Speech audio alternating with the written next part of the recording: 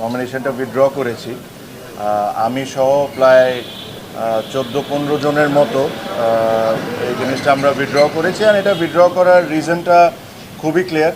এখানে আমার কাছে মনে হয় না যে আমাকে খুব ডিটেলসে বা ব্যাখ্যা করে আপনাদেরকে কোনো কিছু বলার আছে। আমি শুরুর থেকে একটা কথা বলে আসছি যে ইলেকশনটা কোন দিকে যাচ্ছে বা কিভাবে হচ্ছে এই জিনিস নিয়ে আপনারা সবাই এখন ক্লিয়ার। যখন যেমন মনে হচ্ছে, যখন যা মনে হচ্ছে তখন তা করা হচ্ছে। এটা এটা আসলে ইলেকশন না।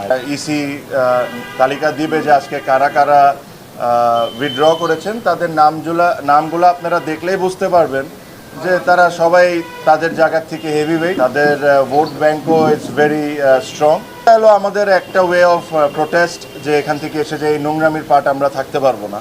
ক্রিকেট ফ্যানরাও এটা ডিজার্ভ করে না। আরও অনেকেই আজকে উইথড্র করতে স্পষ্টভাবে ক্লিয়ার সবার কাছে কারা কারা কোন সময় কারা কারা কোন ধরনের ইনভলভমেন্ট এখানে রেখেছেন, কী ধরনের ইন্টারফেয়ারেন্স হয়েছে, নিয়ম ইচ্ছামতো কত সুবিধার মতো যে সময় দরকার ও সময় চেঞ্জ করা হয়েছে।